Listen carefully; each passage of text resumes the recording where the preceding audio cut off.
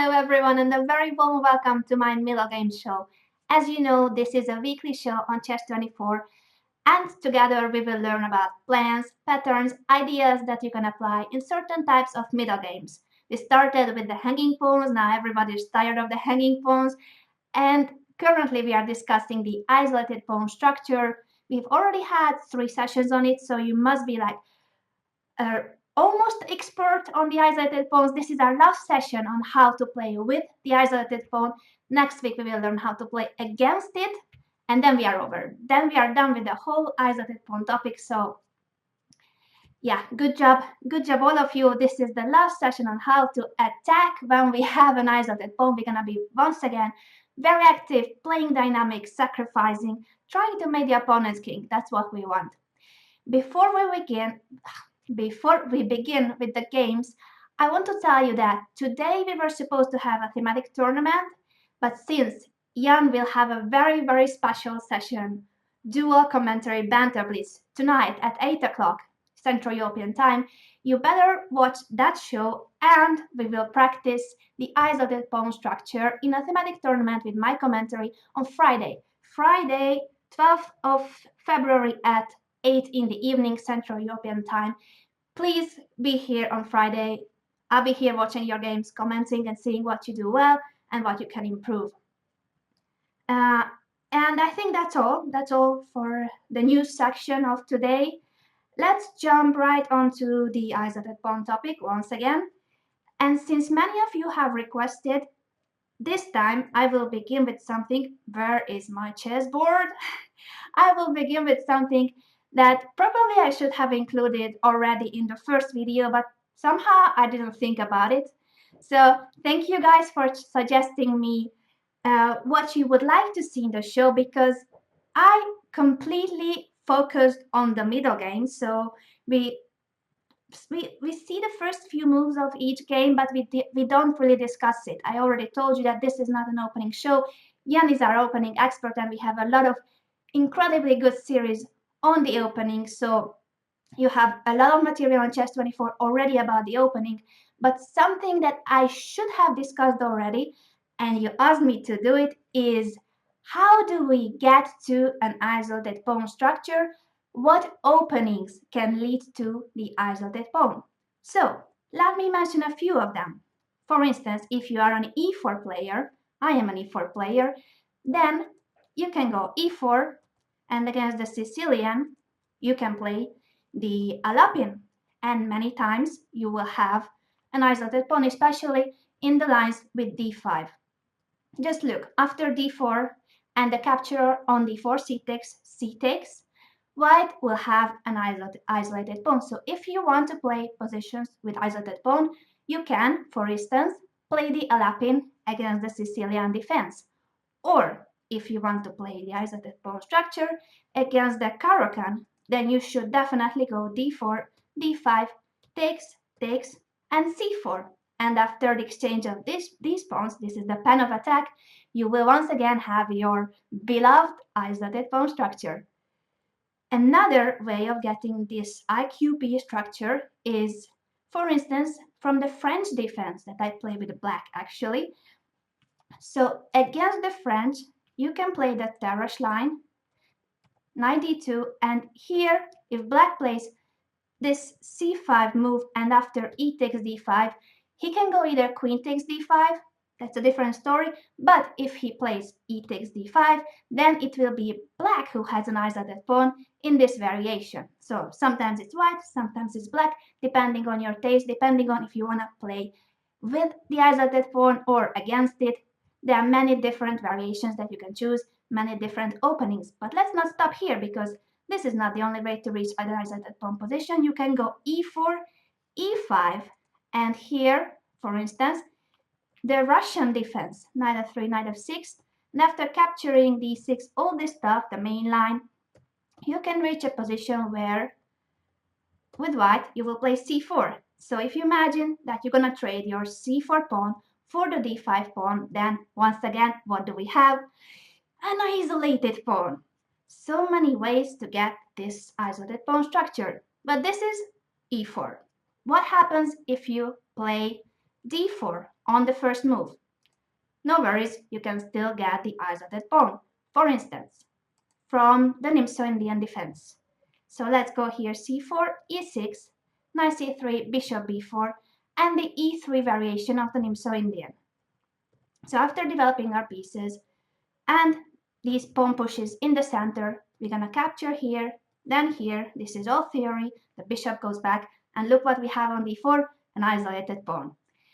So this is the Nimzo-Indian, but it can be many other variations, many other openings. It can be, for instance, as we have seen in other games already, the Queen's Gambit accepted this line. Soon we will have the isolated pawn on d4. Then it can also be from a different move order. It can start like an English opening. Let's say c4, c5, knight c3. We develop both knights, and then e3, d4. And you will soon see that there's going to be an isolated pawn on d4 once again. So there are many ways of reaching an isolated pawn structure. If you like playing with the isolated pawn, I do suggest that you check all the different ways of all these lines where you can get the isolated pawn. So if you love attacking, if you want to be active, if you don't mind having this structural weakness on d4, then play the Alapin against the Sicilian, play the pen of attack, and go for it. Make the opponent, if you don't mind having this structural weakness. There are other people, like me, who prefer playing against the isolated pawn because you consider the structural weakness a weakness forever. It's a permanent weakness. So you believe that you can handle the opponent's attack, you believe that you can trade his pieces, and after you traded quite many pieces, you reach an endgame where this pawn will be weak, really weak. You just want to capture this pawn, have a pawn up, and win the endgame. So that's the other way of thinking about the isolated pawn. I think I still prefer playing against it, even though the attack might be very scary. And this is what we'll do today. Once again, we will attack with the isolated pawn. And this is going to be a Spassky game. Last week we saw a very nice game by Botwinick. And today we have Boris Spassky as a teacher. Let me just see if everything is fine, if you're all here. Hi to everyone. I see my regular pupils here. Thank you so much for joining me every Wednesday. I'm very glad that I have so many pupils, that so many of you are interested in my shows, and so many of you want to learn about the middle game. So great, I think everything is fine, and we can start learning from Boris Spassky. Let's go for it. As I mentioned, this game is also a Queen's Gambit accepted. In many games we have seen this opening, but that's not the point. The point is that we will reach an isolated pawn position where we start examining how to place the pieces, what is our plan, the things you already know quite well, but let's just see a few more model games on how to attack with the isolated pawn, because you already know, you have learned, the piece placement, the plans. You have seen that you can play for the d5 breakthrough. You can bring your rook via the third rank to the king side. You can also transfer the queen and should transfer the queen to the king side. And we started learning about the f4, f5 push with the isolated pawn. So we will continue this topic. And then at the very end, I have a special treat for you for being such a good student. So stay here till the very end, because at the end of the show, we will have a special game just for you. Stay here. After bishop e7, bishop e3, castle, queen e2.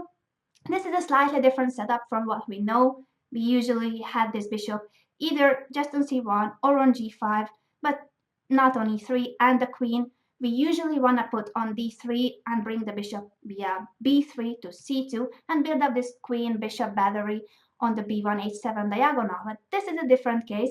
Doesn't matter. We are learning more options, more ideas, because the more ideas you know, the more likely you can apply them in your own game, because depending on how the opponent plays, depending on the exact position, is whether you can apply one idea or the other. It's good to know as many as possible so that you will always have the choice, you will always have an option, and see which one is the idea that fits best your position. But enough of the talking. I think I can always talk a lot.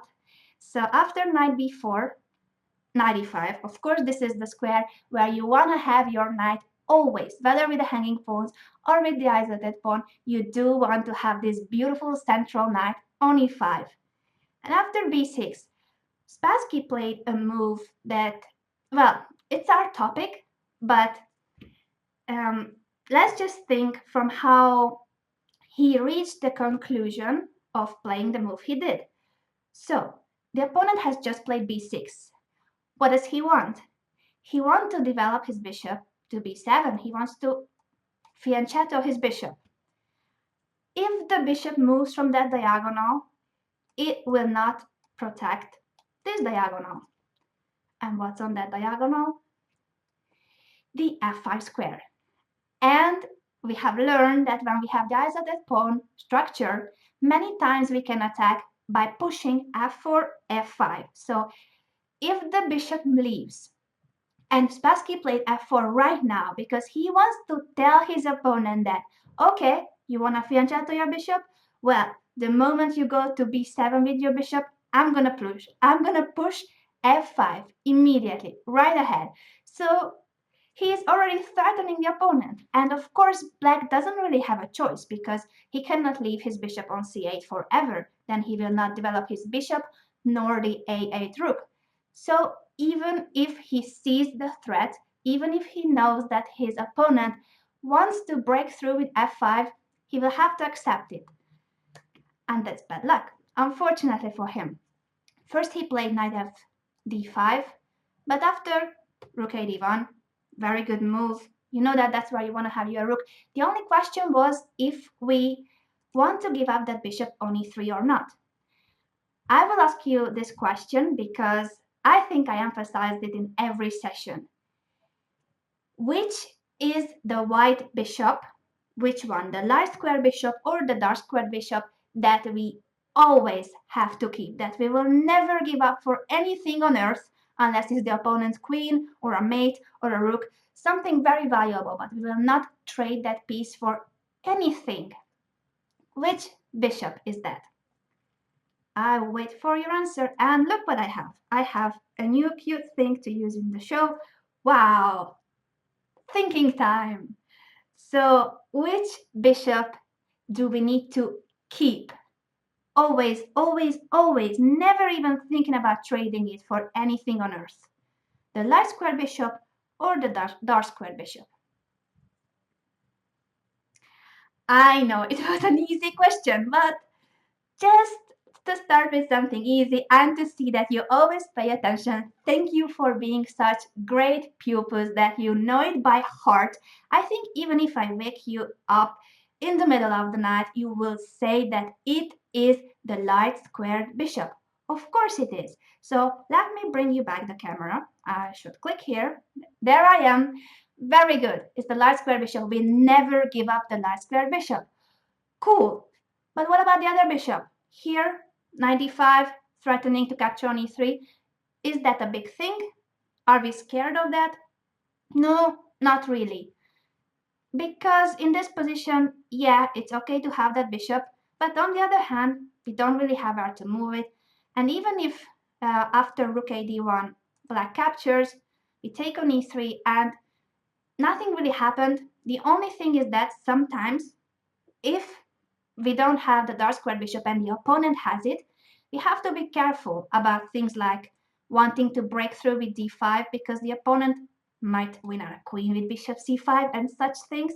So if you have opened your king with f4 and you don't have a dark square bishop, we are missing it from e3, then make sure that you move your king to h1. That's where the arrow is pointing, the green arrow. So you don't want to keep your king in danger. Before you open that diagonal with d5, make sure that the king is not on that diagonal anymore. That's the only thing. So if our bishop is missing, pay a lot more attention to the dark squares because they are weaker. If we don't have that bishop, those squares are weaker in any position, not only with the isolated pawn. When the opponent has that bishop and we don't have it, it means that those squares are much more vulnerable, so pay attention to those squares.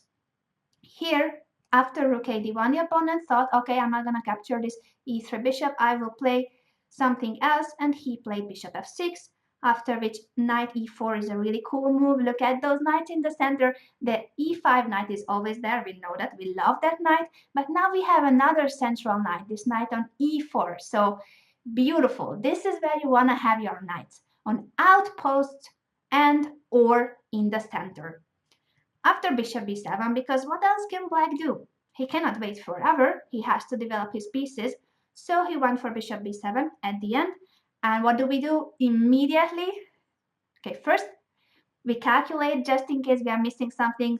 We should check if there's any trick, if bishop b7 is threatening something, but if there's no threat, if there's no trick, then we should definitely go for the move that I'm sure that you are already shouting.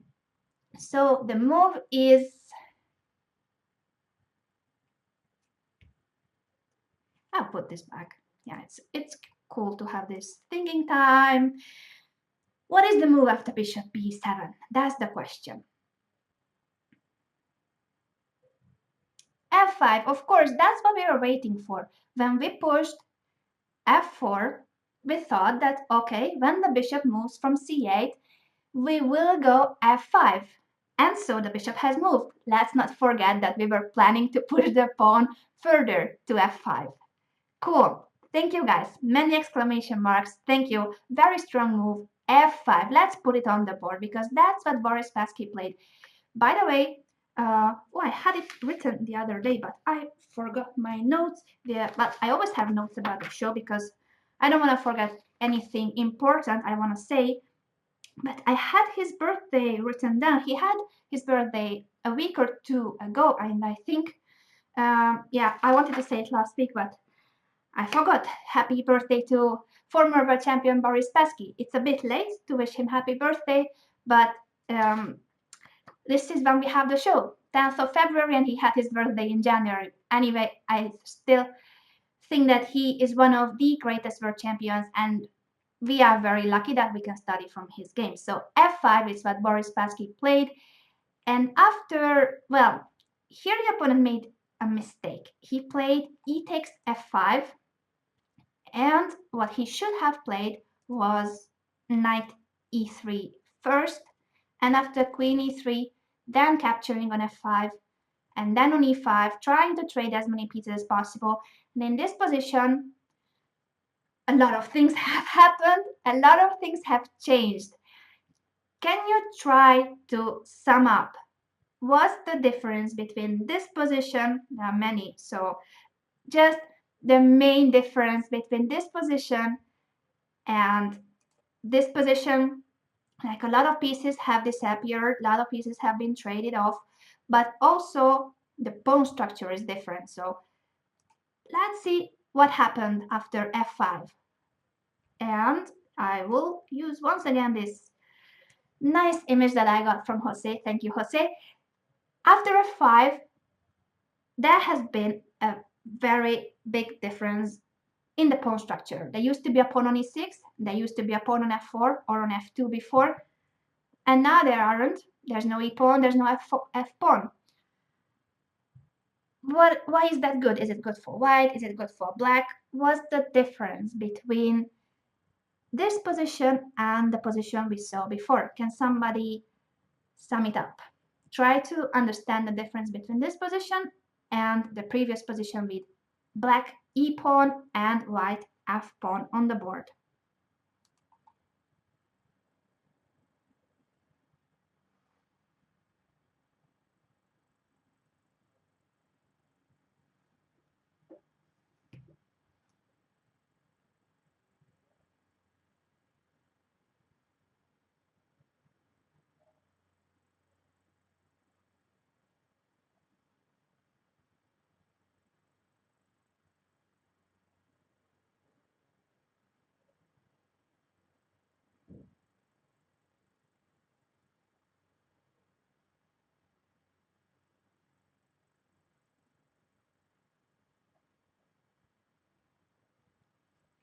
Oh, thank you guys. You've already looked up also not only the position but the birthday of Boris Spassky, that he turned 79 on the 30th of January. So happy birthday to Boris Spassky. 79. Wow, that's a big number. I wish I could turn 79 one day. I hope I will get to that one day. So, many of you have said that white has a D passed pawn. True, before it was an isolated pawn, now it's a passed pawn. That's cool, isn't it? Also, let me see what else. You say that the E file has opened, that's also true. The F file has opened up, that's also true. And very active pieces. The light square bishop is acting. And let me see, I'm just scrolling down, checking all the comments.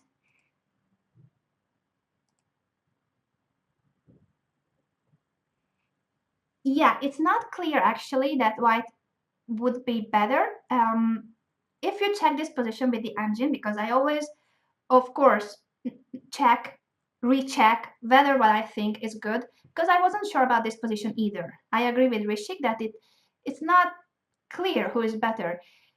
The computer, according to the computer, this position, I will bring back the camera. So here I am.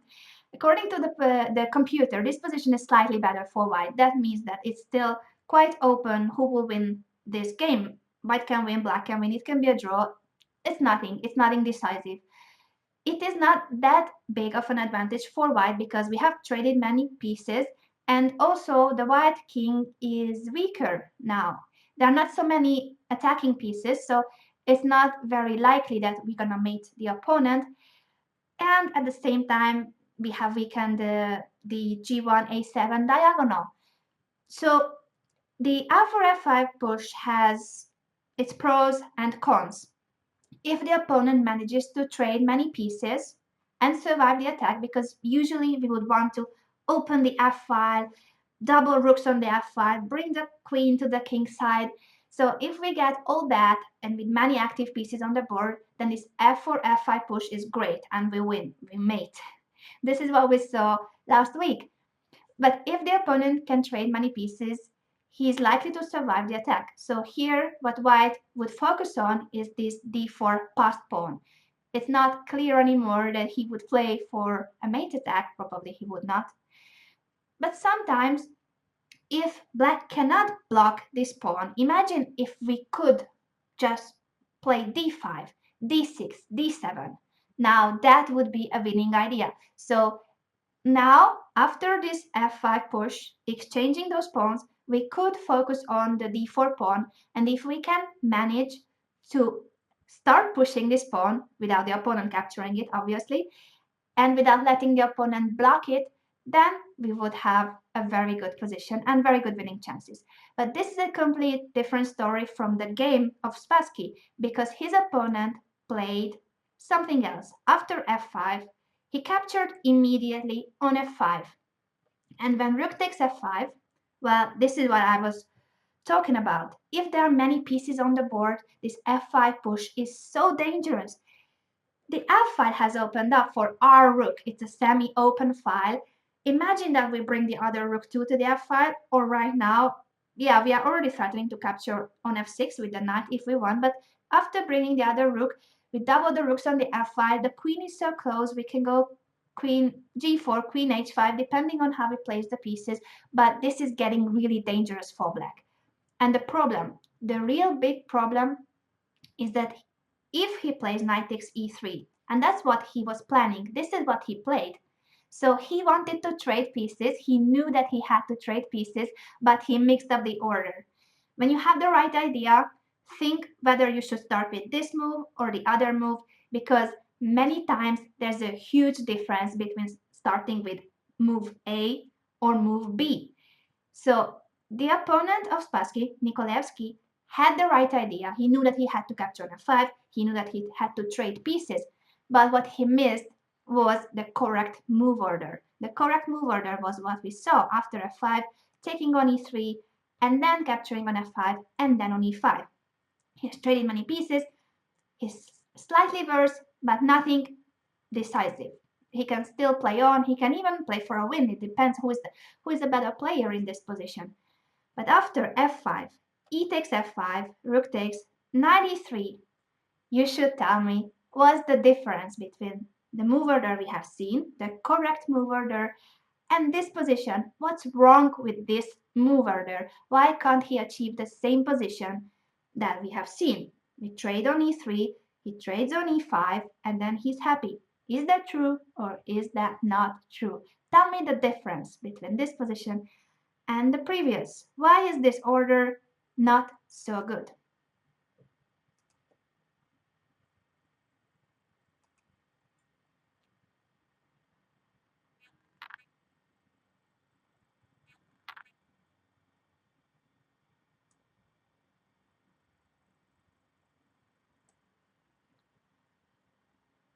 Oh guys, you are so quick. I've just put on the time to think board and you are already shouting the solution.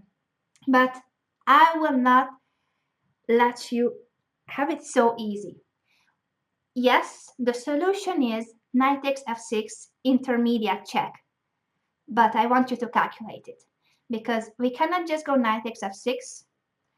It's good to have good intuition, so kudos to everybody who thought about knight takes f6. That's the best move. It's a winning move. Intermediate move, knight takes f6 check. Black has to go g takes f6. And there, if we capture the e3 knight, we might capture it or might not. You should tell me whether we should. Our e5 knight is hanging. So is that good for us? Is that good at all? Are we just sacrificing a piece or are we blundering it? What's going on there? So please, everybody, calculate the following line in this position. White to move, so white plays knight takes f6, check. Black goes g takes f6. And there, our e5 knight is hanging, plus this e3 knight is still on the board. So if we go queen takes e3, which might be good, might not be good, I don't know. Tell me. If we go queen takes e3, black can capture the e5 knight by playing f takes e5. What's going on in that position? Is that position good for white? Are we winning there? Try to understand that position. Try to evaluate it a bit. It's not easy. There's no mating tool, nothing like that.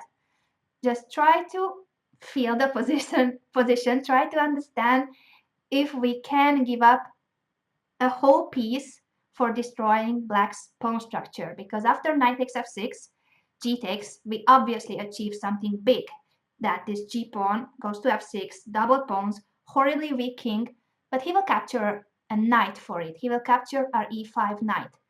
Is it worth? Can we sacrifice a piece for destroying the opponent's king, for destroying the pawn structure in front of his king? Try to think about that position now.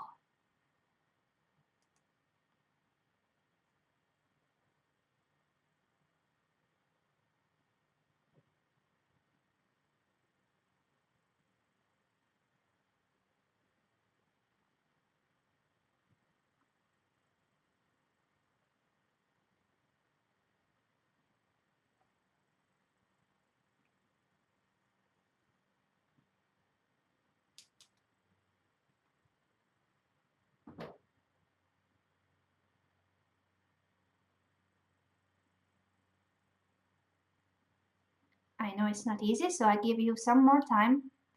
I've seen already the good idea. So if you work as a community of great students, you can check the others' comments. You can think whether they are correct. You can talk about it together. That's why we have a chat. So use it. Be a group. Be a group of great students.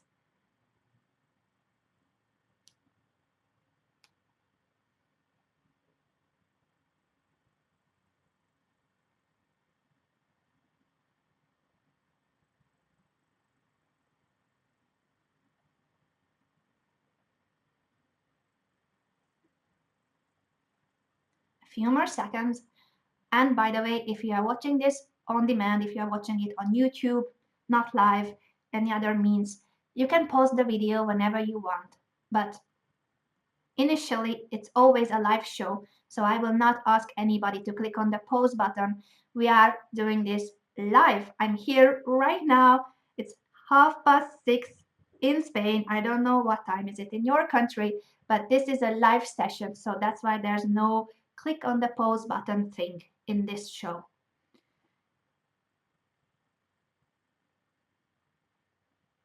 Yeah, some more ideas. Let's see. Let's see.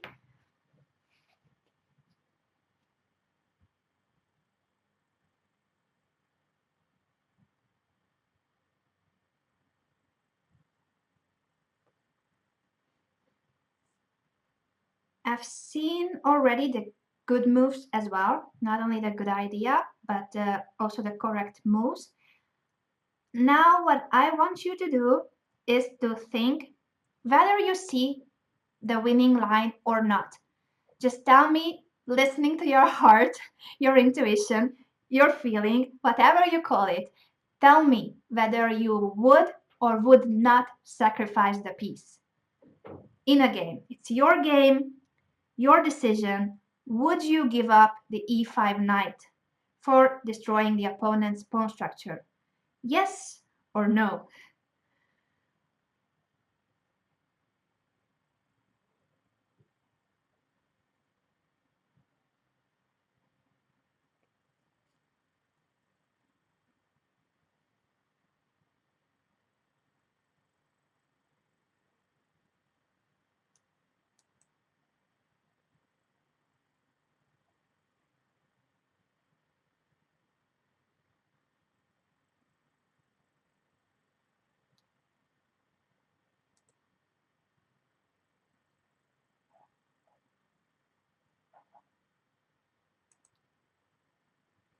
Okay, so some of you are voting for no. Some of you like the idea of sacrificing the knight. If it leads to a mate, of course. Yeah, well, sometimes we cannot calculate the line until the very end. Sometimes it's not that linear. Many times you will find a position where you can sacrifice and you might find it promising without knowing what happens at the end. But this is when you should trust your intuition. If your intuition says that, yes, it's a good move, yes, I get a lot of counterplay, the opponent's king will be much weaker, he has almost no defending pieces or zero defending pieces, then you should go for the sacrifice even if you don't see the mate.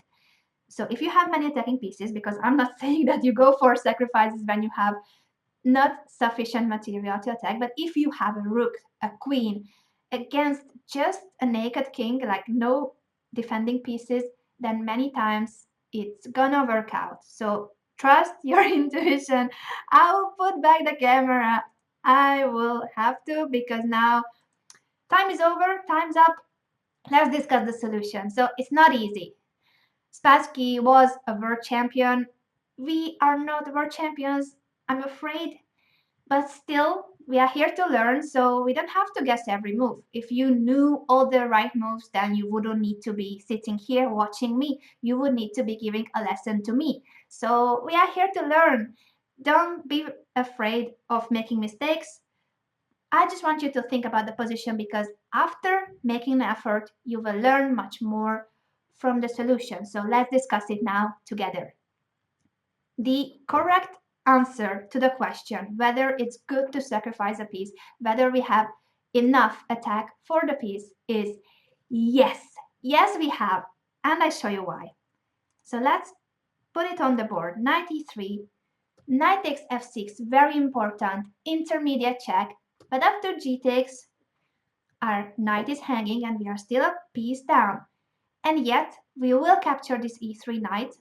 And when our knight is captured on e5, we will go simply queen takes e5. Some of you have said this move, and congratulations to all of you who have said it. And please don't be sad even if you didn't think about this variation because it's still not clear. What is clear is that we are threatening mate, well, almost mate. If it's white to move, we go rook g5, and the opponent has to give up his queen for the rook. But things are not that simple.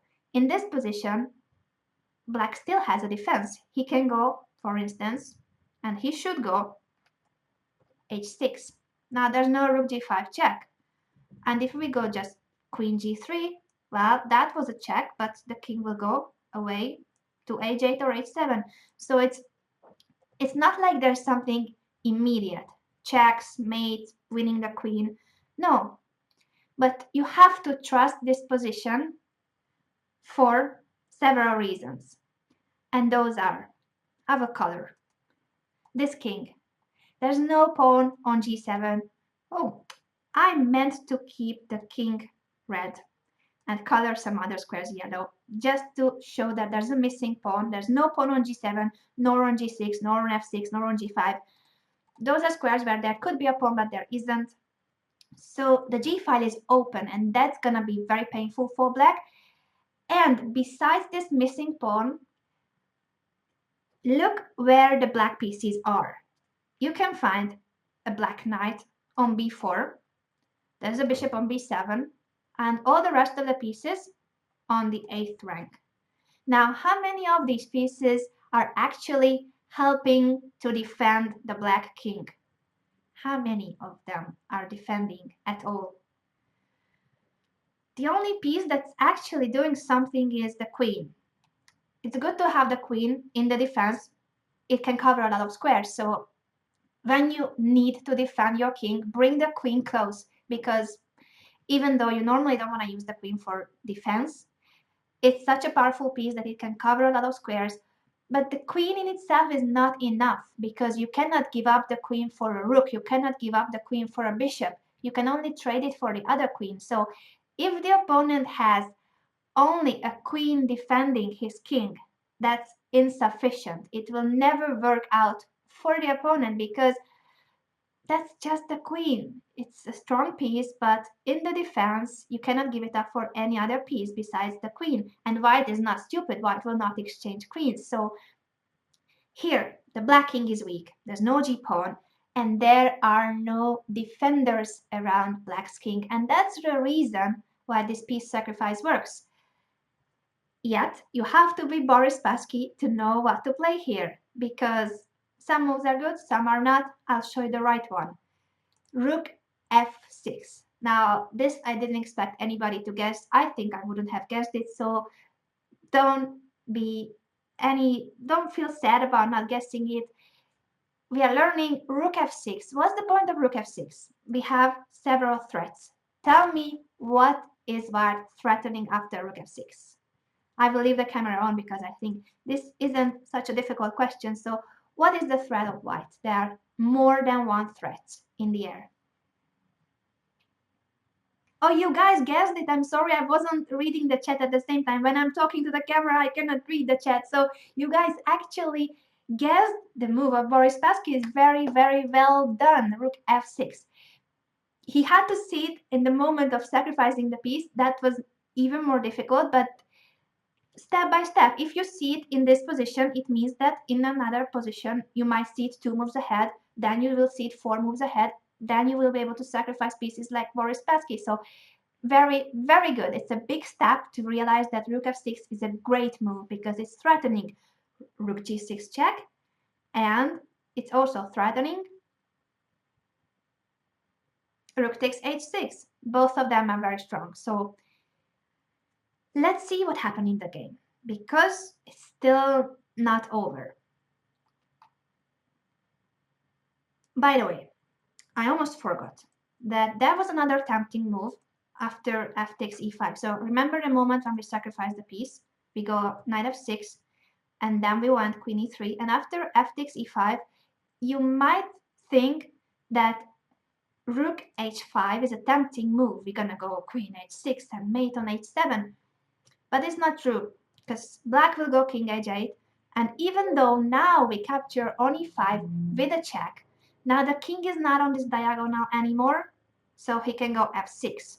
That's the difference between having the king on g8 and capturing on e5 in that moment, and having the king on h8. Now black goes f6, and after f6, things have changed.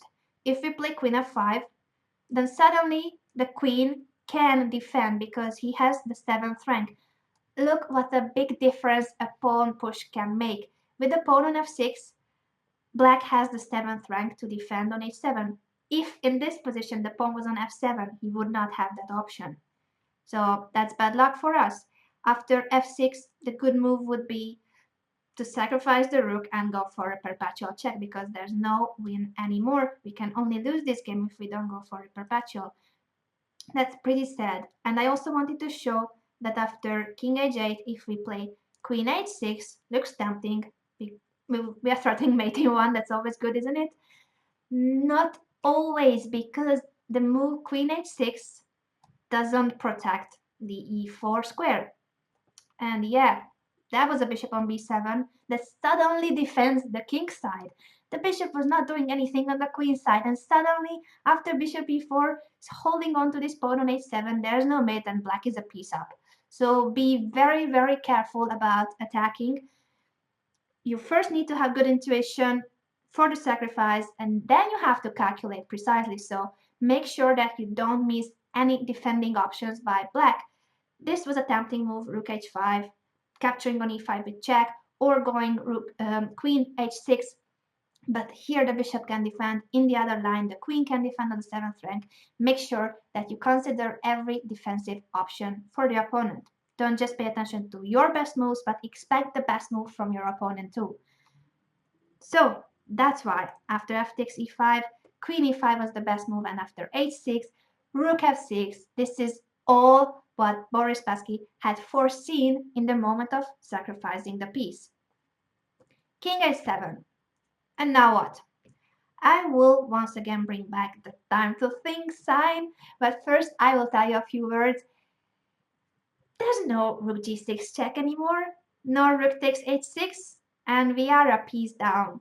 So what can we do? What shall we do? We cannot just sit and wait. We have to do something immediately because we have sacrificed material.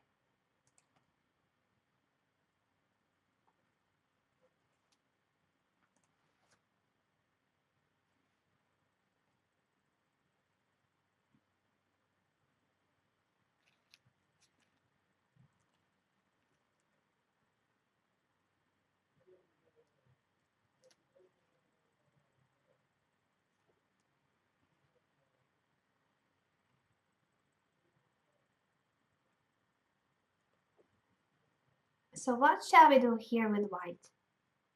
This rook is great on f6, the queen on e5, but what's gonna happen? Now king h7 seems like it's protecting the h6 pawn. There's no rook g6 check. And we really have to do something right now before black manages to bring more defenders to the king side. We cannot give him time. We cannot give him any tempo for bringing the pieces to the king side. So let's act quickly. Let's act right now.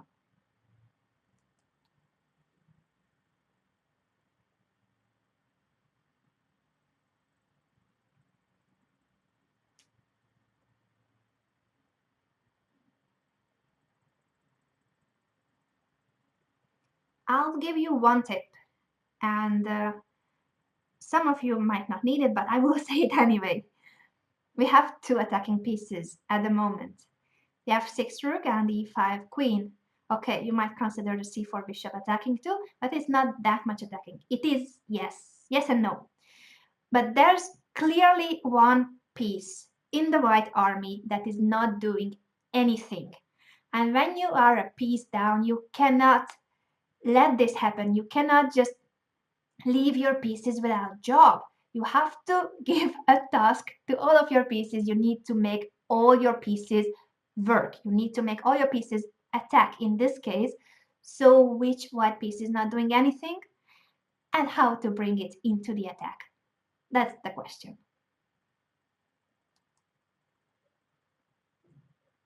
Very, very, very good. So I think this time to think time is over.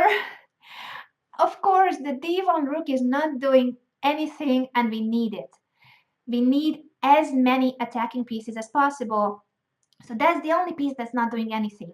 And the f7 square is weak. So once you realize it, once you realize that if we could double the rooks on the f file, capture on f7, then it would be made a few moves later with queen g7 check.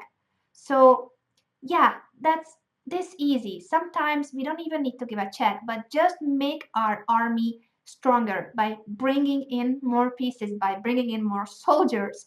So make sure that as many pieces attack as possible. If you can make all your pieces attack, then bring them all. Bring all your army. And now, with 4 pieces against Black's king, Black cannot find any defense. Now it's way too much. Let's see why. And for those of you who have said Queen f5 check, that's also a good move. The only thing is that after Queen f5, let's say King g7, you need to realize that after Queen g4, first of all, you have to calculate what happens if Black captures the rook. And yeah, that's something you have to calculate when you want to give this check. And then on g4, I can tell you that it works.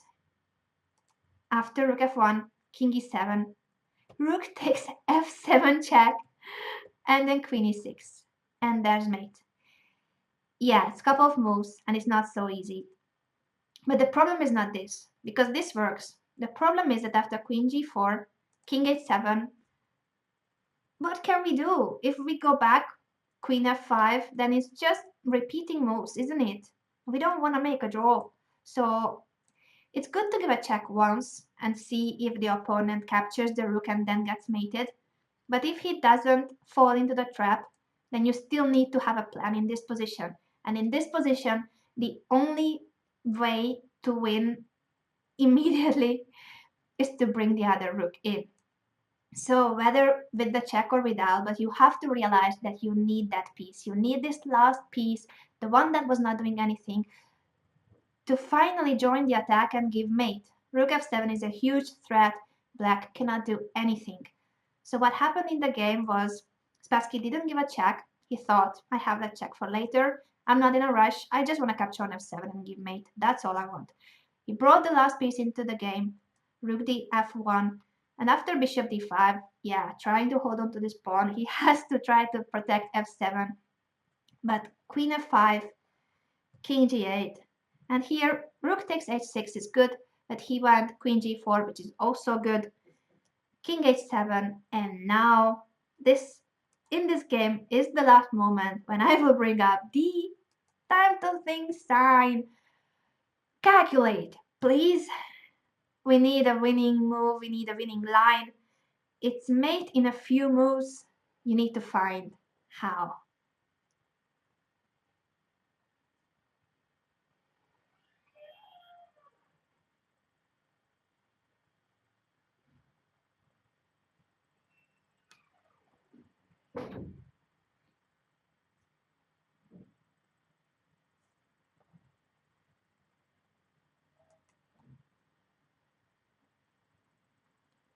Careful about that bishop d3 check, because there's the knight on b4, so it's not that easy that we just give a check on d3.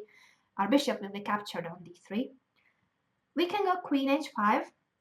That's a good move, but there's an even more forced variation. And I think some of you have found it already. So let's see who else can find it. I've already seen the right solution. Be brave, guys. Be brave.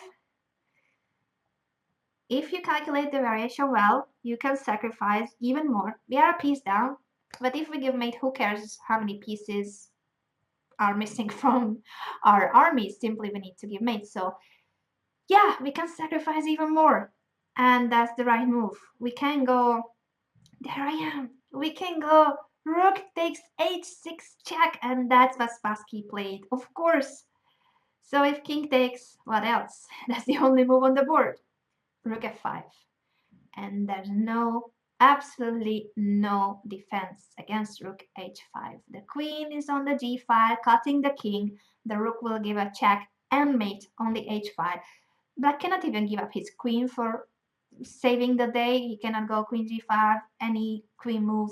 No, there's simply no move in this position. So it's all over. His opponent resigned. Also, queen h5 was a good move, so don't worry if you didn't want to give up the piece. In this position, you can go queen h5 as well. It's going to be a mate anyway, simply that, well, a few moves later. This is good as well. So both of them are really nice mates, queen h5 or rook takes h6 and then rook f5. So very well done to everybody, because I think you either said rook h6 or you said queen h5. Both are winning. In both cases, you give mate. So well done. Thank you for being a great student. Thank you for being present and thinking, because that's the most important, that you use your brain during this show. We have one more game to see on the f5 breakthrough. And then, as I promised, you have a special game, a special treat for being such an awesome audience. Let's go for the other F5 breakthrough model game. This is a more recent one, Safarli Ibrahimov from the Championship of Azerbaijan 2009. And let's just straight jump into it. Started with a Sicilian, then it's an Alapin. He played knight f3 first, but then c3, so we're gonna transpose to an Alapin. And here, yeah, isolated pawn. There you have it. I just wanted to see, yeah, there I am. I almost forgot if I have the camera on or the time to think sign. Yes, sometimes this changing thing is not easy, but I'm trying to improve my IT skills for you guys, because I know that I not only need to know about chess and to be able to talk clearly and explain everything as nice as possible and make you learn as much as possible, but I should also know where to click and when, and that's something I need to improve. So I'm trying hard. In this position, standard moves, this is still theory. Bishop g5, that will be very annoying, I can already tell you. Bishop d7, knight e5, of course, this is the square. And even if black could capture it, we always have d takes e5, and in this case, that would be almost winning a piece. So yeah, this knight on e5 is always a great piece, and black can almost never take it. Well, unless he's winning the pawn on e5, of course, but that's not the case. So bishop c6, and you already know from previous sessions that many times we have the option of capturing black's bishop on c6 with the e5 knight. Is that something we want? Not really. We could. If you love playing with a pair of bishops, then go for it, but I'm not recommending this move, because even though it looks like we are weakening black's pawn structure, I know I already said it, but I want to emphasize that this capture on c6 is not something that we really want. Because this pawn, yeah, it's a weak pawn on c6, but not that bad. It's protecting the d5 square, and he can advance the pawn to c5, then exchange this pawn. So it's not bad, actually. And what's really bad, and that's sad for white, that there's no great monster knight on e5 anymore. So we lost this incredible piece. This central knight on e5 is not on the board anymore. Please do prefer to keep your great pieces and attack. So we will stick to this knight on e5. If black wants to capture, he can, but we will not capture with that. We will not trade on c6 or anywhere. We will just play for the mate. So if we can sacrifice the knight in a mate attack, we will be happy to do that. But in no other case, we will remove it from e5. f4. Strengthening the e5 square and already going for it. We want to break through with f5. So simple, isn't it? So here the bishop has left the c8, h3 diagonal. There's nothing defending on f5. Yeah, why not going for f5? So simple. And here the problem of black is not only this f5 push, but also, as I mentioned before, this pin. It's a very annoying pin, and he cannot really do anything about it, like playing h6. We simply move the bishop to h4, and the pin is still there.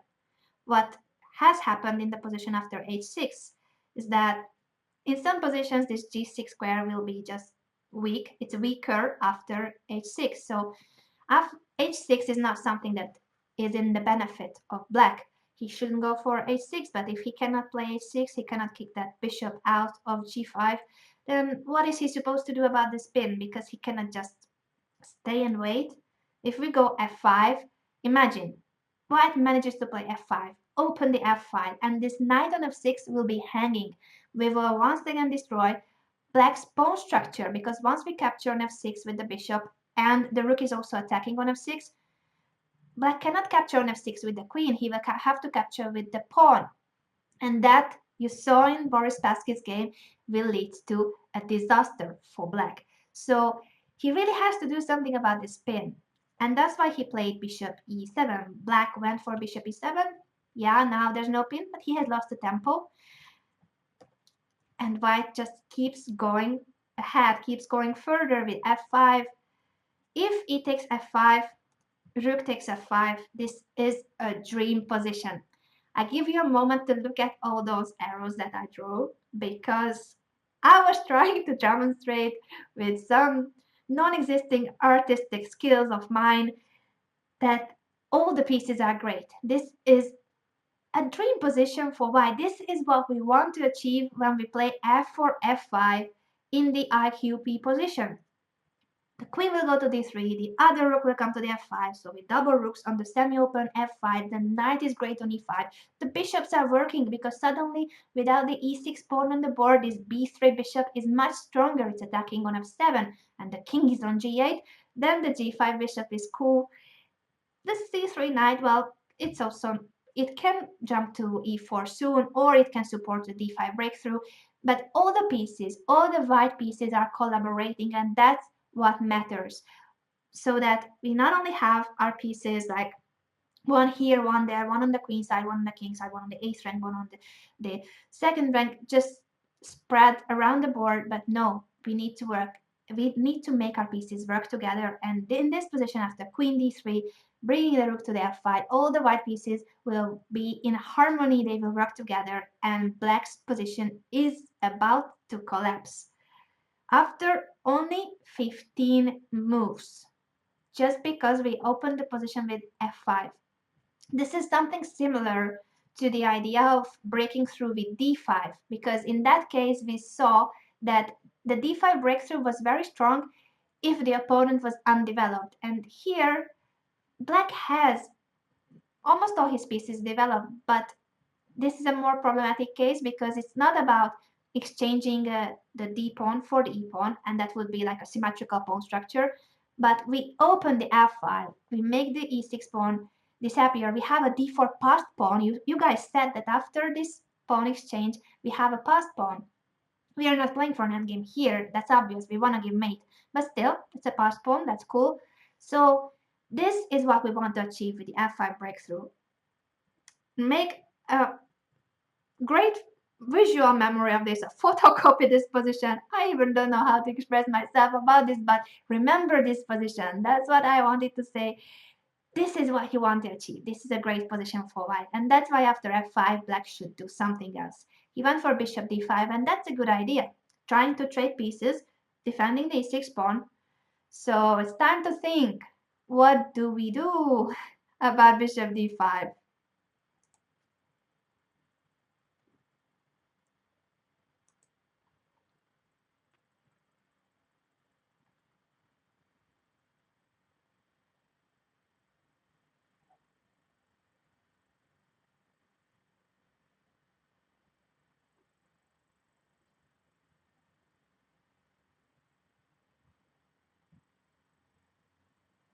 So bishop d5 was the last move of black, and we need to react. We need to do something about this.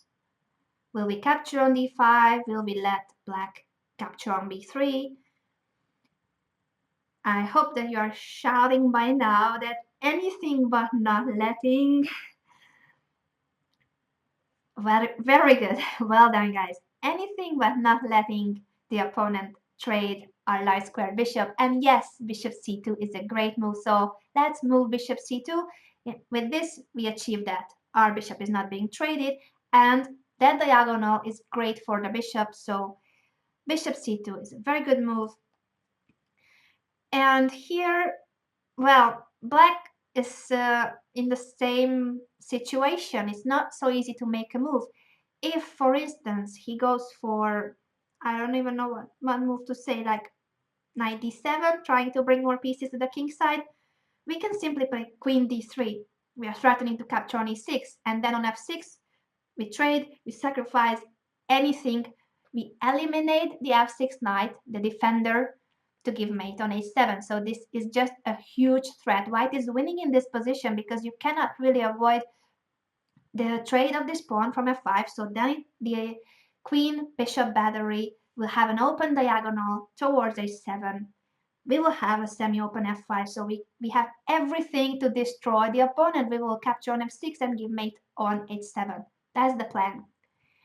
And that's why black tried to do something after bishop c2. He took on f5 so that at least he would have the rook on f5 and not the queen, trying to give mate on h7, and bishop e6, gaining a tempo. But after rook f4, we don't mind that the rook is on f4 because the rook can go to h4. This is a different rook lift. We learned about transferring the rook to the king side via the third rank, so it would be rook f3, rook h3, but you have to be flexible with the ideas that you learn. Here, the e6 bishop is covering the h3 square, so there was no point in moving the rook to f3 if we cannot go to h3. That's why, depending on the exact position, you first of all need to know the right idea, bringing the rook to the king side, but then you should figure out by yourself if it's via the third rank, fourth rank, which rook, where the queen, all the stuff depends on the exact position. So here, rook f4, rook h4, we're gonna go queen d3, sometimes even d5, we can push d5 sometimes, depends on the position, we will see. But just this rook f4 is already a very threatening position after queen d3, rook h4. So black tried to block the diagonal with g6, but you know that whenever the opponent plays g6, it weakens the dark squares around his king. So now these squares, all these squares are weaker. Not extremely weak, but weaker than before. And we will always play for those squares. So whenever g6, you almost immediately go bishop h6. That's it. That's the square where you want to have your bishop after g6. And if the rook moves, then the problem is that we're gonna bring all the pieces we have to the f5. We're gonna triple forces on the f5. We're gonna bring the rook to f1, and then we will threaten to capture on f6, on f7, everything. Black's position will collapse because the semi-open f5 it is already ours, but we will bring all our pieces to the f5 and win the game. So just to demonstrate it, after bishop d5, for instance, we still keep the queen on the f5, preparing to bring the rook to f1. And if knight h5, we don't even care that our rook is hanging. We can play knight e5 because after knight f4, this requires some calculation. But the point is that even if black wins an exchange, this f7 square is so weak that after bishop b3, he has to give up his queen in order not to be mated. If the queen moves, we have queen f7, queen g7 mate. So yeah, that if the rook moves from f8, that's a big problem for black already. That's why Ibrahimov tried knight h5 and he wants to go knight g7. Of course, we don't want to trade rooks, so we will not capture on f8 and wait for knight f4. No, we don't want to trade pieces. We will just move the rook, be patient, and after knight g7, yeah, okay, he didn't move the rook. He didn't move the rook because of the same reason. I will show you once again. It's a different case, but here already after rook e8, we can go. Actually, I will ask you, what can we play here with white? It's a good time to think. Rook e8 was already a losing move because of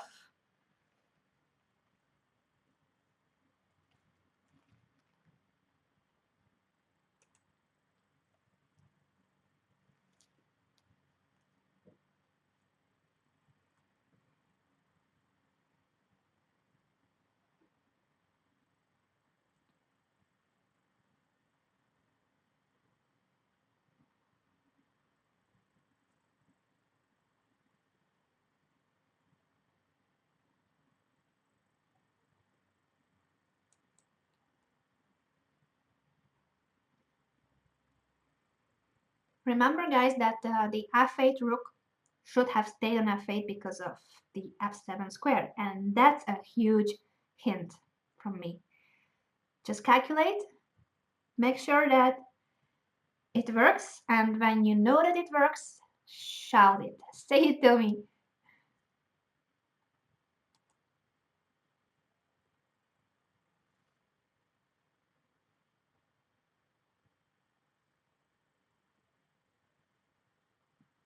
Very, very, very good. I give a bit more time to the rest of you guys, but I've already seen the solution from many of you.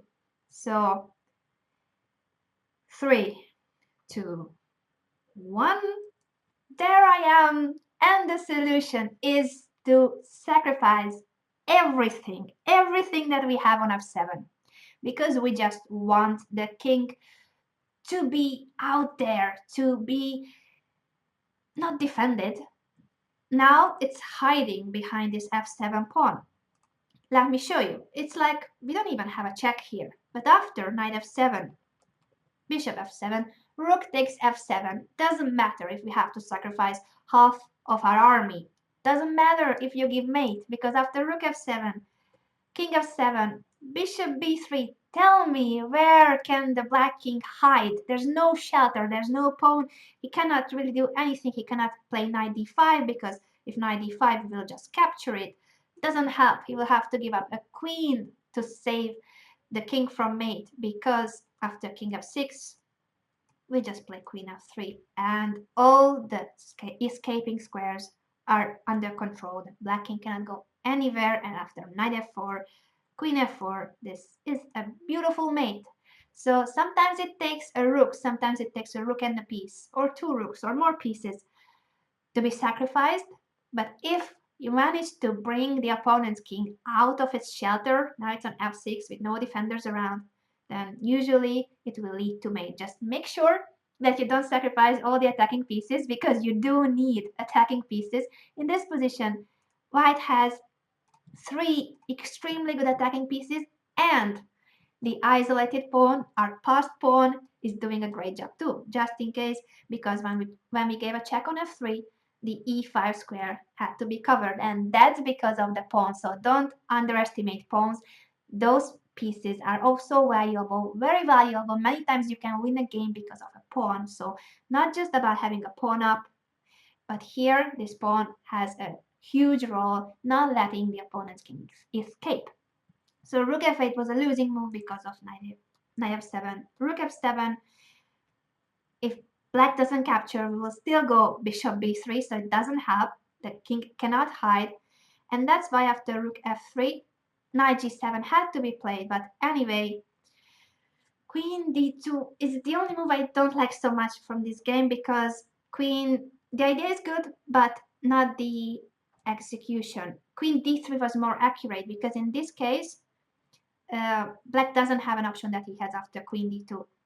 So queen d2, what he wants is to bring the other rook, either to f1 or, as in the game, to e1. And that's the correct idea. You need to bring all your pieces. So remember this from this game, and many other ideas too, but this for sure. You need all your pieces, so he moves the queen in order to bring the rook. All the pieces will be attacking.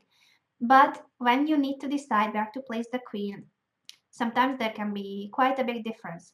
The queen on d2 is okay, but it was much better on d3, because after queen d2, black could have and should have played f6.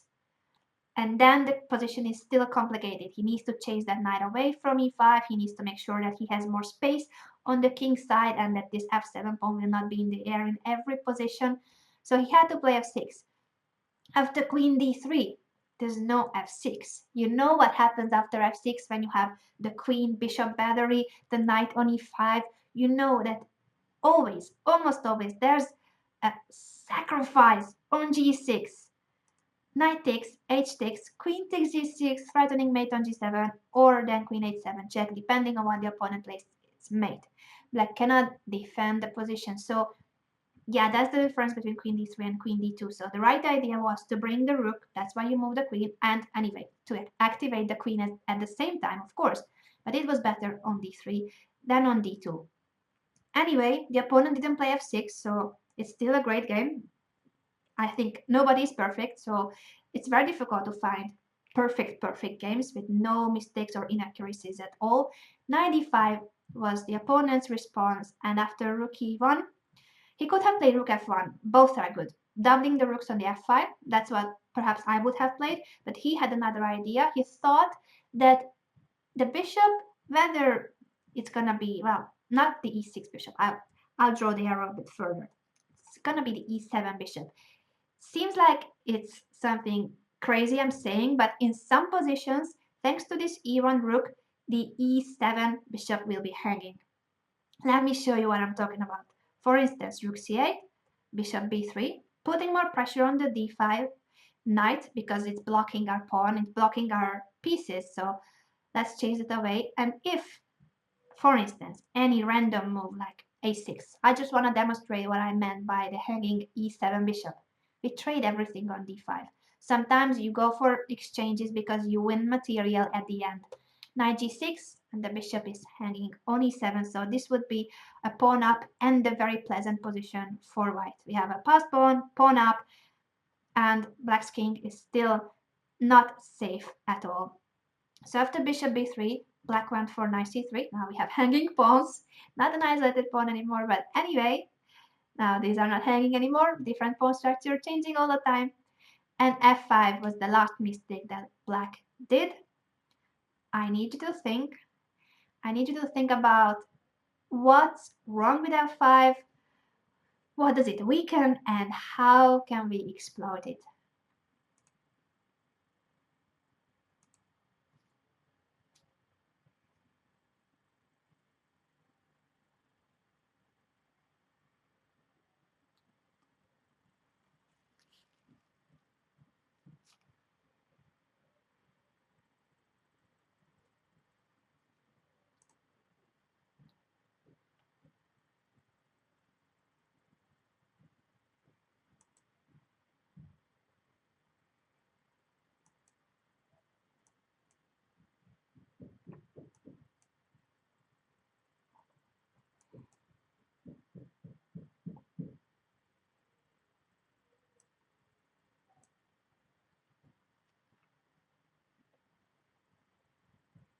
Very good that it has weakened the light diagonal, the A2 GA diagonal has been weakened by this F5 push.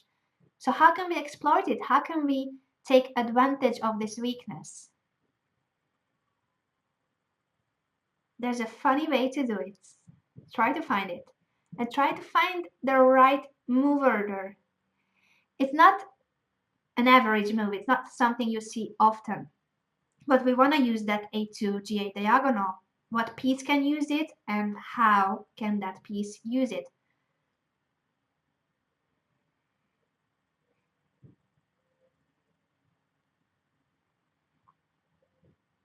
Make sure that when you have the right idea, you make the right move order as well.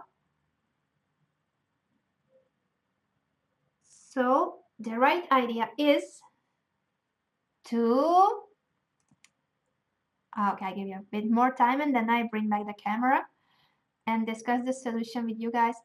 Okay, actually, I was talking about right move order, but both are correct. I was thinking about one possible reaction, but no, I will accept both because both seem to be very strong. So let's discuss it together. The right idea was what many of you have said, and I'm so proud of you, to bring the queen to the A2 GA diagonal. It looks crazy. It looks crazy to play something like queen A2, but it's good. That's the weakness. That's from where you can attack black's king. So even if it looks a bit strange, queen A2, it's the good move. With a queen A2, or maybe even more accurate, and that's why I was trying to tell you to figure out the best move order, B4. The idea is the same and both are good, so really, congrats to everyone who have said either B4 or queen A2. The idea is the same. Simply if you move B4 first, your queen is on D2, it has more options, it's more flexible, but anyway, the point is the same. After B4, we want to give a check on A2, And that's gonna be just so painful for black because after queen a2, if the king has to go to h8 and there's no other choice, knight f7 is winning an exchange at least. So black cannot let this happen. He has to go queen d5. But now, well, you already know what happens when the queen stops defending this e7 bishop. That's why we placed the rook on e1. The move is, of course, oh, you already said it. You said it before I asked it. Thank you, thank you, thank you, guys. Knight takes g6. And the opponent resigned because it's not only about the pawn. It's not only that he has just won a pawn. White is a pawn up, but his position is just overwhelming. It's so many active pieces. Look at the black king. It's still weak. The bishop is much stronger than the knight here. We have a rook on the 7th rank. The other rook can go to g3. So even after rook f7, trying to do something about that rook, we can bring it back to e5 with the tempo and then go rook g3, and this position is just pawn up and much better pieces. So on a grandmaster level, this is a hopeless position. That's why Ibrahimov resigned.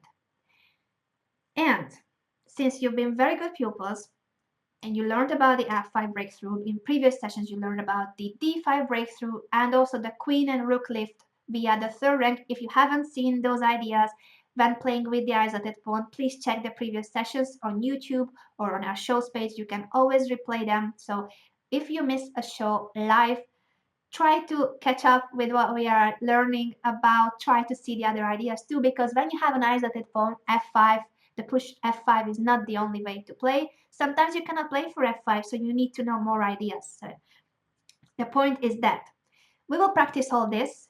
This is all that we have to learn. You know everything about playing with the isolated pawn. But we will practice it because practice makes mastery. You need to practice what you have learned. It cannot just stay a theoretical knowledge. You need to put it into practice. And that's why on Friday, 12th of February at 8 in the evening Central European Time, we will have a thematic tournament with my live commentary. So I will be here live on Friday from around 7:45, 10 to 8, to give you some last tips, ideas on how to play and what you can expect from the position. You will play a position that I set up. It will be an isolated pawn position, of course, and you will have to practice what we have learned during these 4 sessions. So for Friday, first of all, I hope you can be here. And secondly, if you need to revise some of the videos, revise the ideas, so you will be able to apply everything that we have learned. And as I promised, you're great pupils and you need to be gifted. I need to give you something, and my present is that we will see a game that you might know, and there will be no questions. There we will just watch this game and enjoy this game together because it is the immortal game of the first official world champion, Wilhelm Steinitz, and it's the isolated pawn structure. It's not about the same ideas that we have learned because the opponent's king will be in the center. I'll make the first few moves. Many of you will definitely know this game, but I don't mind. I have seen this game so many times, and even like this, each and every time I see it, I enjoy it so much because it's such a special game. It has everything in it. So instructive and at the same time, so beautiful and so artistic. So let me show you what I'm talking about. D5 was perhaps the final mistake in this game, and as early as on move 7 you don't expect a losing move. Yeah, perhaps d5 is the move that loses the game for Bardaleben. This is by the way, game from Hastings, 1895, the date. So d5 was a bad move because after e takes, knight takes, castle, black's position is bad, very bad. And the main reason is that the e5 is open and the king is in the center. So when you have your king in the center, you don't want to have open files in front of it. You want to keep the position closed until you castle. But here, black has no time to castle. If he captures on the c3, he has to do something about the d5 knight. So if he captures on c3 and then once again on c3, then there's bishop takes f7. and, well, king f8 or king f7, but in both cases, he will never ever be able to castle. He will have to move the king. We win back the piece with queen b3. The game goes on, but the king will have no shelter. The king cannot castle. So that's a disaster on the first hand. Secondly, he can try to cover the e5. That's what he did. Bishop e6, hoping that next move he can go castle kingside. But of course, Steinitz didn't let his opponent castle. He went for bishop g5, very, how shall I put it? It's playing with the initiative. Every move of white will be with a great force. It will have a huge threat, it will be a check, it will be a capture, it will force the opponent to do something. And that's how you should play when you don't want to let your opponent remove the king from the center. So when your opponent's king is in the center, make everything with moves like bishop g5, developing with attack, threatening all the time, capturing, attacking, playing with the initiative. Bishop g5, bishop e7, and the idea was that even though normally when you attack you don't want to trade pieces, now in order to open the e file we have to trade pieces, the right ones. On d5 we will capture with 2 pieces, doesn't matter, and even on e7 we have traded so many pieces it seems like we don't have an attack anymore. No, because Steinitz keeps playing for the initiative. Rook e1, such a simple move and such a strong move at the same time, pinning the e7 knight. The king cannot castle because the e7 knight would be hanging. Bad luck once again for black. He played f6 and he wants to go king f7, but it doesn't matter because after queen e2, the knight is hanging anyway once again. So we are doubling our forces on the e file. We don't give any time for the opponent to breathe. This is how to play with the initiative. If queen d6, then we have this check on b5 after queen c6, queen b4, queen d6, queen b7. Well, this position is pretty bad for black. That's why he went for queen d7, so defending the e7 knight from d7. There's no queen b5 check. But what you already know is that you need as many attacking pieces as possible. So which is the piece that's not doing anything? Okay, I promise I will not ask questions, but this is just, it's not a real question. The a1 rook is not doing anything, so we need to bring it into the game.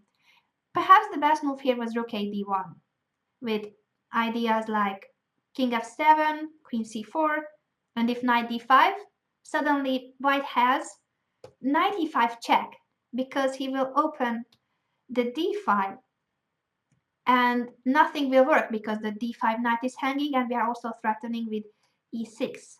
So two horribly big threats at the same time, so black cannot do anything against both. We either win back the piece and then the game, or we win the queen. This position is just very, very bad for black. That's why rook a d1 was more accurate. We need that rook on the d5. But anyway, what Steinitz played, come on, is this game is from more than 100 years ago, and he plays almost perfect, almost always the best moves, almost always the moves that an engine would play now in the 21st century. And this game is from the 19th century, so you're like, wow, he was really a strong player. That's what it means. c6. Yeah, this is another mistake from black. And what happened here is what makes this game immortal. d5. He gives up that pawn because he doesn't care about that pawn. What he cares about is the d4 square. He wants to bring the knight. You have the queen and the rook on the e file and the other rook on the c file. What's missing is to bring the knight into the attack because this f pawn, this f6 pawn doesn't let us jump neither to e5 nor to g5. So he finds another route for the knight. It's via d4, knight d4, knight e6, or knight d4, knight f5. Gives up the pawn to free the d4 square. Knight e4, we are threatening knight f5, knight e6, so many things. And after the d5 push, of course, the c file has opened up too, so that's another plus for sacrificing a pawn. After king f7, knight e6, threatening rook c7, and then rook c8, queen g4, always threatening. That's what I was telling you, that Steinitz doesn't give time for his opponent to build up a defense because there's always something going on. He has just played rook c8, bringing the h rook to the c5, and now the g7 pawn is hanging. So it's like he would need to move back the rook, but then there's rook c7. And the problem is that after g6, this queen g4 was not only good for attacking the g7 square, but it's also because of this diagonal and because of this check. Ouch! The queen is hanging and it's a check, so the knight cannot be captured. Black has to go king e8. And this is the position that I'm sure that many of you know it. But still, it's so beautiful and it's an isolated pawn position. The opening was an isolated pawn position.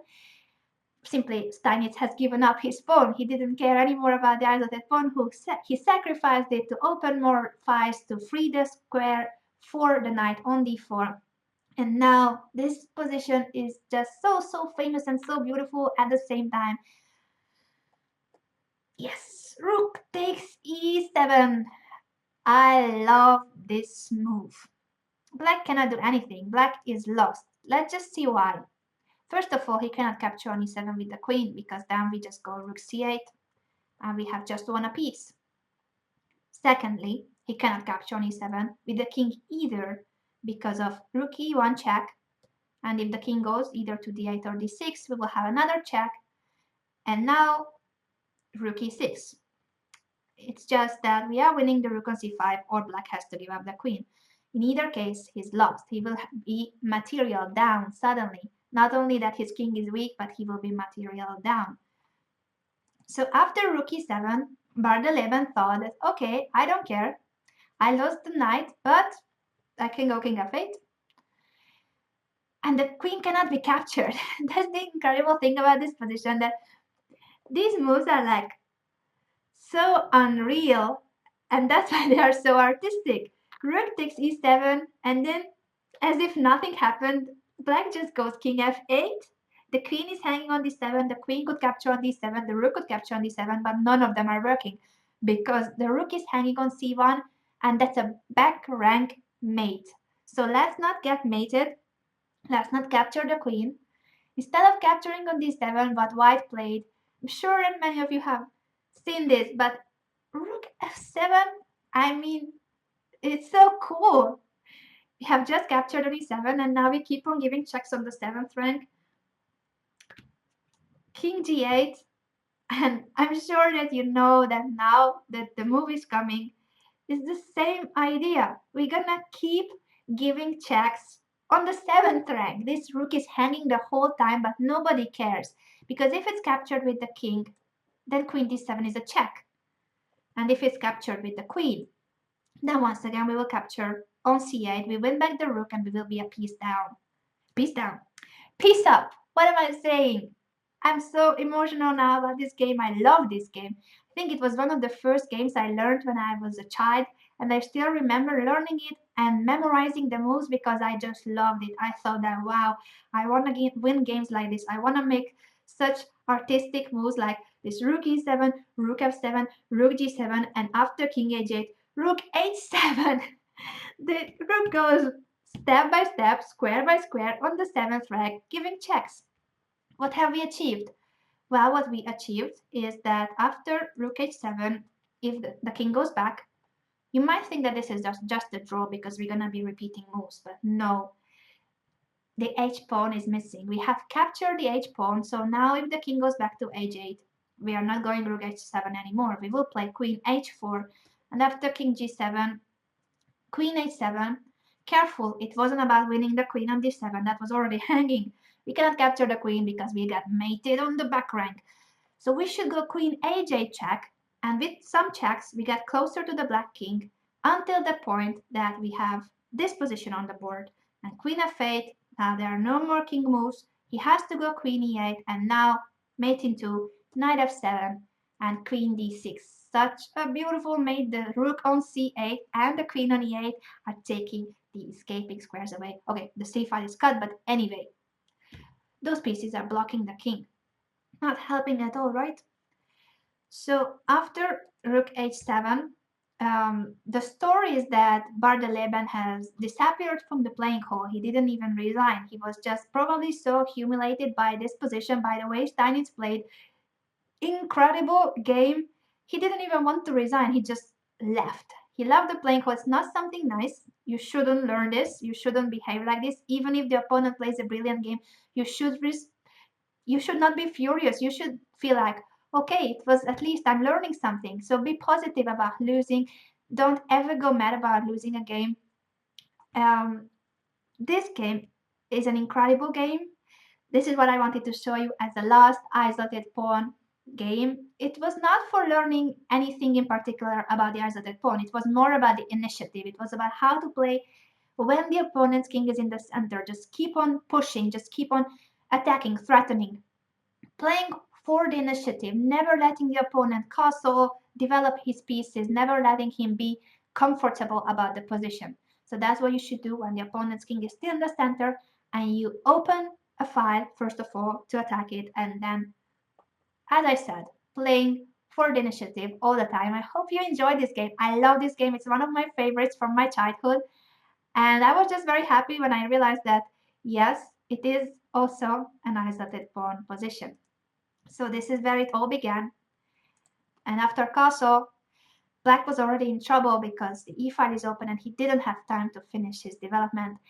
Hope you like this game. I will stop talking because soon you have a new session coming up at 8. So in 25 minutes, Jan Gustafsson will play a special Banter Blitz session. It will be a dual commentary with John Bartolomeo from YouTube. You might know his YouTube channel. He's also doing a lot of Banter Blitz commenting videos. So check his channel out as well. They're going to be playing on Chess 24. So in 25 minutes on our shows page, you can see a banter-based section where you can listen to both players talking at the same time. You can see why Young plays this move, why John responds with that move. So it's going to be a great experience. It will be a lot of entertainment at the same time. You can learn a lot from the comments too. So have a break, take a snack, go away from the computer. I think in the 21st century, but we are just stick to the computer screen. I have a lot of eye aches because of that. Yes, stay away from the computer for some time and then come back at 8. I will be here also watching the show. So at 8 in 25 minutes, Jan Gustafsson will have this very special band of this session with John Bartolomeo, and you don't want to miss it. Come back in 25 minutes, and on Friday I will see you at the thematic tournament. I hope you enjoyed this session and I hope that you learned a lot from the F5 breakthrough model games, and I hope that you enjoyed replaying with me Steinitz's Immortal game. Thank you. See you on Friday and have a lovely week in the meantime. Bye bye.